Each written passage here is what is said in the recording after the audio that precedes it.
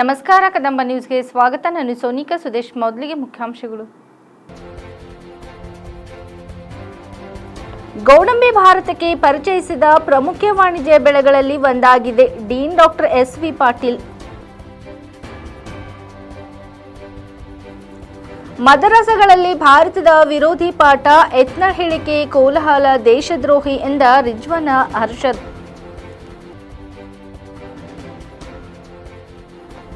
ಭೂವಿಗೆ ಮರಳಿದ ಸುನಿತಾ ವಿಲಿಯಮ್ಸ್ 9 ತಿಂಗಳ ಬಾಹ್ಯಾಕಾಶ ವಾಸ ಅಂತ್ಯ. ಸುದ್ದಿಯ ವಿವರಗಳು.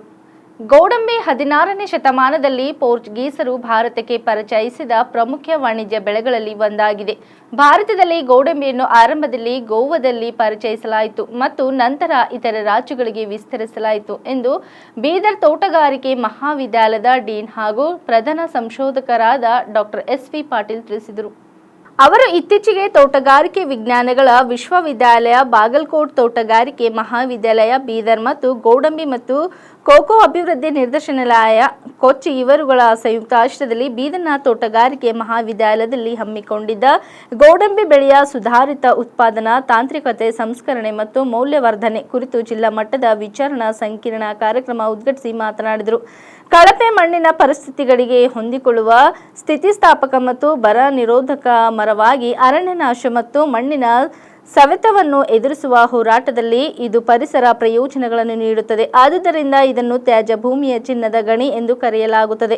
ಭಾರತದ ಗೋಡಂಬಿ ಉತ್ಪಾದನೆಯು 2021-22ರಲ್ಲಿ 779,000 ಟನ್ಗಳಿಂದ 2022-23ರಲ್ಲಿ 810,000 ಟನ್ಗಳಿಗೆ ಏರಿಕೆಯಾಗಿದ್ದು ಶೇಕಡಾ 4ರಷ್ಟು ಬೆಳವಣಿಗೆಯ ದರವನ್ನು ದಾಖಲಿಸಿದೆ. ಬೀದರ್ ಗೋಡಂಬಿ ಬೆಳೆಯಲು ಸೂಕ್ತವಾಗಿದೆ ಹಾಗೂ ನೈಸರ್ಗಿಕ ಸಂಪನ್ಮೂಲಗಳಾದ ನೀರು ಮತ್ತು ಮಣ್ಣುಗಳ ಸರಿಯಾದ ಸದ್ಬಳಕೆ ಹಾಗೂ ಸಂರಕ್ಷಣೆಯಲ್ಲಿ ಗೋಡಂಬಿ ಬೆಳೆಯ ಪಾತ್ರ ತಿಳಿಸುತ್ತಾ ಬರಡು ಭೂಮಿಗೆ ಬಂಗಾರ ಬೆಳೆಯಾದ ಗೋಡಂಬಿಯನ್ನು ಬೆಳೆದು ಅಧಿಕ ಲಾಭ ಪಡೆಯಲು ಡಾಕ್ಟರ್ ಎಸ್.ವಿ. ಪಾಟೀಲ್ ಕರೆ ನೀಡಿದರು.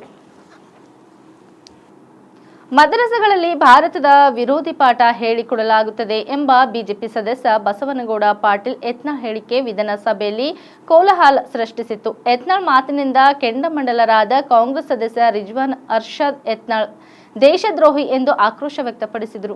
ಮದರಸಗಳಲ್ಲಿ ಭಾರತ ವಿರೋಧಿ ಪಾಠ ಮಾಡಲಾಗುತ್ತಿದೆ ಎಂದು ಹೇಳಿಕೆ ಕೊಟ್ಟ ಎತ್ನಾಳ್ ಕ್ಷಮೆ ಕೇಳಬೇಕು ಹಾಗೂ ಕಡಿತದಿಂದ ಎತ್ನಾಳ್ ಹೇಳಿಕೆಯನ್ನು ತೆಗೆಯಬೇಕು ಎಂದು ರಿಜ್ವಾನ್ ಅರ್ಷದ್ ಆಗ್ರಹಿಸಿದರು. ಬಜೆಟ್ ಭಾಷಣದ ಮೇಲಿನ ಚರ್ಚೆಯಲ್ಲಿ ಮಾತನಾಡಿದ ಎತ್ನಾಳ್, ಬಜೆಟ್ನಲ್ಲಿ 9 ಪೇಜ್ ಅಲ್ಪಸಂಖ್ಯಾತರಿಗೆ ಇದೆ. 100 ಉರ್ದು ಶಾಲೆಗಳಿಗೆ ಮೂಲ ಸೌಕರ್ಯ ಒದಗಿಸಲಾಗಿದೆ.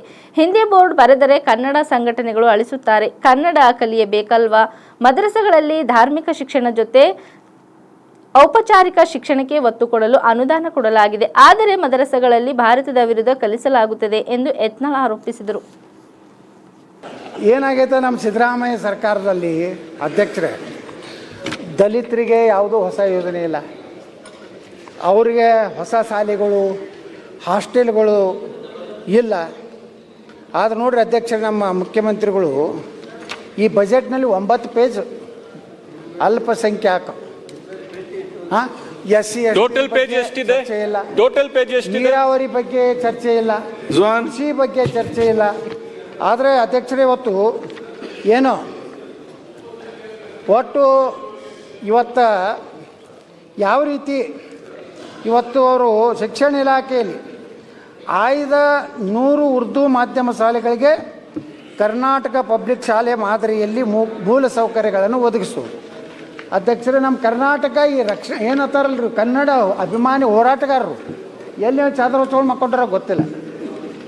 ಒಂದು ಹಿಂದಿ ಬೋರ್ಡ್ ಎಲ್ಲಾದರೂ ಬರೆದ್ರೆ ಅದನ್ನ ಹೋಗಿ ಅಳಗಿಸುವಂಥ ಕೆಲಸ ಮಾಡ್ತಾರೆ. ಇವತ್ತು 100 ಉರ್ದು ಶಾಲೆ, ಉರ್ದುದಿಂದ ಏನಾಗೋದಿದೆ ನಮ್ಮ ರಾಜ್ಯಕ್ಕೆ? ಒಂದೇ ಸಬ್ಜೆಕ್ಟ್ ಇರಲಿ, ಕನ್ನಡ ಕಲಿಯಬೇಕಲ್ರಿ ಅವರು ಕನ್ನಡ ಕಲಿಲಾರ್ದೇ ಅವ್ರಿಗೆ 100 ಕೋಟಿ ರೂಪಾಯಿ. ಅಲ್ಲಿಂದ ಅಲ್ಪಸಂಖ್ಯಾತರ ಮೊರಾರ್ಜಿ ದೇಸಾಯಿ ಶಾಲೆ 62, ಮುಖ್ಯಮಂತ್ರಿಗಳ ಅಲ್ಪಸಂಖ್ಯಾತರ ಕಾಲನಿಗೆ 1,000 ಕೋಟಿ ರೂಪಾಯಿ ಕ್ರಿಯಾ ಯೋಜನೆ. ಆದರೆ ದಲಿತರದು ಹೋದ ವರ್ಷದ 522 ಕೋಟಿ. ಅದರಾಗ ಅದು ಮುಂದುವರೆದ ಕಾಮಗಾರಿ 222 ಕೋಟಿ ಕೊಡ್ತಿರು. 42,000 ಕೋಟಿ ರೂಪಾಯಿ ಬಜೆಟ್ ಇರುವಂಥ ಕೇವಲ 500 ಕೋಟಿ ರೂಪಾಯಿದು ನೀವು ಪೂರ್ಣ ಮಾಡಲಿಕ್ಕೆ 1 ವರ್ಷನಾಗ ಆಗಿಲ್ಲ. ಮದರಸಾಗಳಲ್ಲಿ ಧಾರ್ಮಿಕ ಶಿಕ್ಷಣದೊಂದಿಗೆ ಔಪಚಾರಿಕ ಶಿಕ್ಷಣ ಅಂದ್ರೆ ಏನ್ರಿ? ಧಾರ್ಮಿಕ ಶಿಕ್ಷಣ ಅವರೇನಾದರೂ ಅಲ್ಲಿ ವಿಜ್ಞಾನ ಗಣಿತ ಏನಾದರೂ ಕಲಿಸ್ತಾರ? ಅಲ್ಲಿ ಕಲಿಸೋದೇನು ಧರ್ಮದ್ದು, ಭಾರತದ ವಿರುದ್ಧ ಇದು ಶರಿಯತ್ ಕಾನೂನು. ನೀವು ಪದೇ ಪದೇ ಆಕ್ಷೇಪ ಭಾರತ ವಿರುದ್ಧ ಭಾರತದ ವಿರುದ್ಧ ಅಂದ್ರೆ ಏನು? ಭಾರತ ವಿರುದ್ಧ ಏನ್ರಿ ಮಾತಾಡ್ತಾ ಇದ್ದೀರಿ? ಮದ್ರಸಾಗಳಿಗೆ ಭಾರತ ವಿರುದ್ಧ ಬೈಬಲ್ ಬಗ್ಗೆ ಮಾತಾಡ್ತೀರಾ ದೇಶ ನೀವು? ವಿರೋಧಿ ಸುಮ್ನೆ ಇರಿ. ಚಟುವಟಿಕೆಗಳು ನಡೀತಾ ಸುಮ್ನೆ ಇದೆ. ಇರಿ. ಬೈಬಲ್ನೆಲ್ಲ ಮಾತಾಡ್ದೆ. ಏನ್ರಿ ಭಾರತದ ವಿರುದ್ಧ? ಭಾರತದ ಏನ್ ಮಾತಾಡ್ತಾ ಇದ್ದೀರಿ? ವಿರುದ್ಧ ಅಂದ್ರೆ ಏನು? ನೀವು ಹಿರಿಯರಿದ್ದೀರಿ ಹಿಂದೂ ಅಂತ ಧರ್ಮದ ವಿರುದ್ಧ ನಾವು ಮರ್ಯಾದೆ ಕೊಡ್ತಾ ಇದ್ರೆ ಇವತ್ತು ಅಧ್ಯಕ್ಷರೇ ನಿಮ್ಗೆ ಮಾನ ಮರ್ಯಾದೆ ಇದೆಯಾ? ಮಾನ ಮರ್ಯಾದೆ ಇದೆಯಾ? ಮಾನ ಮರ್ಯಾದೆ ಇದೆಯಾ? ಏನ್ ತಿಳ್ಕೊಂಡ್ ಮಾತಾಡ್ತಾರೆ? ಯಾವ ಮದ್ರಸಾದಲ್ಲಿ ಭಾರತದ ಇಡೀ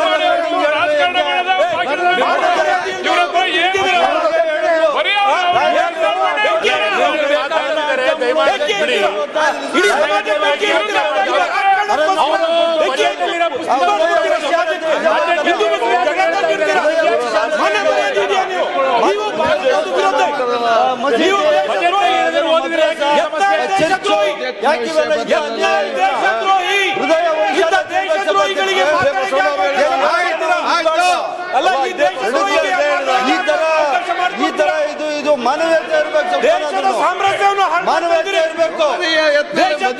ಮಾತಾಡಿ. ಸಭಾಧ್ಯಕ್ಷೆ ಈ ದೇಶದ ಮಾಡಬಾರ್ದು. ದೇಶದ್ರೋಹಿಗೆ ಯಾಕೆ ಮಾತಾಡೋಕೆ ಅವಕಾಶ ಮಾಡ್ಕೊಡ್ತೀರಾ? ಈ ದೇಶದ್ರೋಹಿಗೆ ಯಾಕೆ ಮಾತಾಡೋಕೆ ಅವಕಾಶ ಮಾಡ್ಕೊಡ್ತೀರಾ? ಅಧ್ಯಕ್ಷ, ಈ ದೇಶದ್ರೋಹಿಗೆ ಮಾತನಾಡೋಕೆ ಅವಕಾಶ ಯಾಕೆ ಮಾಡ್ಕೊಡ್ತೀರಿ? ಇಲ್ಲಿ ಸಮಾಜ ಉಳಿಯಕ್ಕೆ ಅಧ್ಯಕ್ಷ ಅಲ್ಲ ನೀವು ಸ್ನೇಹಿತರು ರೇಣುಕಾಚಾರ್ಯರವರು ಅಲ್ಲ ಯಾರು ಸ್ನೇಹಿತರಲ್ಲ. ಒಂದು ಕಡೆ ಎಲ್ಲಿ ಬಿರಿಯಾನಿ ತಿಂತಿದ್ರು ಅಂತ ಈ ದೇಶದ್ರೋಹಿ ಕೆಲಸ ಮಾಡೋಕೆ ಸಮಾಜ ಉಳಿಯೋಕೆ ಅವಾಗ ಇವ್ರಿಗೆ ಈ ಸದನವನ್ನು ವೇದಿಕೆ ಆಗ್ಬೇಕು.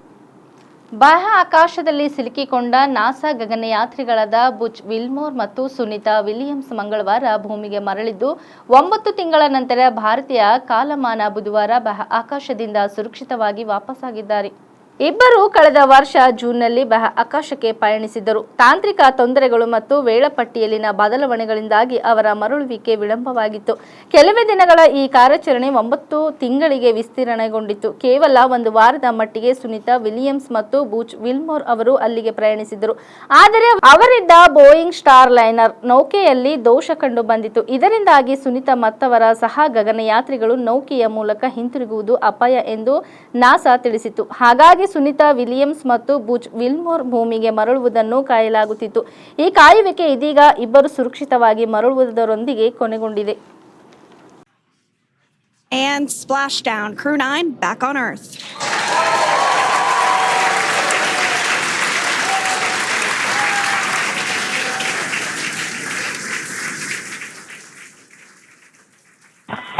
And SpaceX Freedom splashdown. Spacecraft. Now, here on your screen, we can see dolphins actually, who want to come and play with Dragon.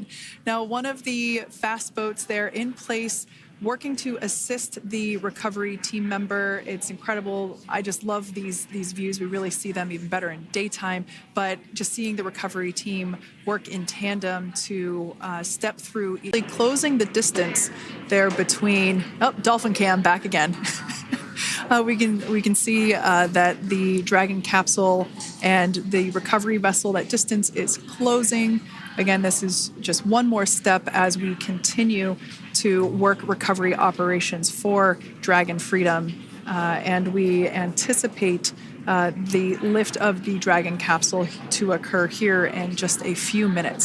Now, once all of the rigging is on the capsule and it's hooked up to the recovery vessel, we will see the hydraulic arm, which is that kind of like bridge-like structure there at the aft end of the recovery vessel. We'll see that articulate backwards, and that's a good sign that we're getting even closer to pulling the capsule out of the water. It will then move forward, and the capsule will be placed inside of what you can see there is basically a basket. We call it the nest, Dragon nest, where that's where the capsule will be placed in order for it to be translated to the forward end of the vessel and for the astronauts to Dragon had an on-time splashdown.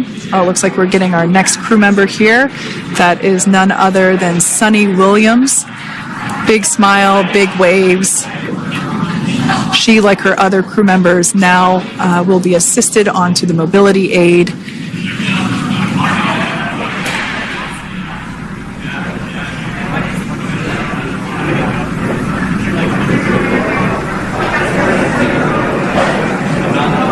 And there we have it, some waves, some thumbs up, and some smiles. ಪಟ್ಟಣದ ಆಲಗೊಂಡು ಪ್ರಾಥಮಿಕ ಕೃಷಿ ಪತ್ತಿನ ಸಹಕಾರ ಸಂಘದ ನೂತನ ಅಧ್ಯಕ್ಷರಾಗಿ P Nataraju, ಉಪಾಧ್ಯಕ್ಷರಾಗಿ ನಂಜುಂಡ ಅವಿರೋಧವಾಗಿ ಆಯ್ಕೆಯಾದರು. ಸಂಘದ ಕಚೇರಿಯಲ್ಲಿ ಬುಧವಾರ ನಡೆದ ಚುನಾವಣೆಯಲ್ಲಿ ಅಧ್ಯಕ್ಷ ಸ್ಥಾನಕ್ಕೆ ಪಿ ನಟರಾಜು ಮತ್ತು ಉಪಾಧ್ಯಕ್ಷ ಸ್ಥಾನಕ್ಕೆ ನಂಜುಂಡ ಅವರನ್ನು ಹೊರತುಪಡಿಸಿ ಬೇರಾರು ನಾಮಪತ್ರ ಸಲ್ಲಿಸದ ಕಾರಣ ಅಧ್ಯಕ್ಷ, ಉಪಾಧ್ಯಕ್ಷರಾಗಿ ನಟರಾಜು, ನಂಜುಂಡ ಆಯ್ಕೆಗೊಂಡರು.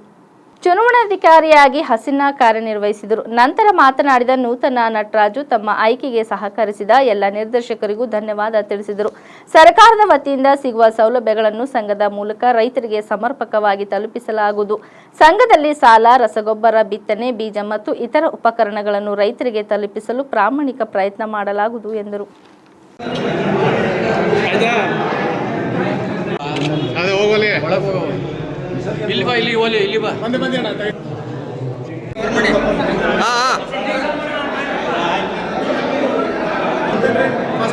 ಎಲ್ಲ